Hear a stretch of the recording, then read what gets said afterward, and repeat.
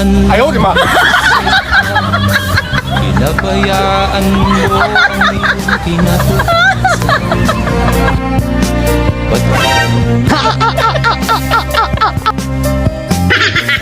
Di naman sila binigay ang iyong kailangan. Bakit pumaksak ka sa kalokohan? Pabayaan. Lagi kang magulang mo'y di pinapansin. Nais lang naman nila'y sa iyong kabutihan.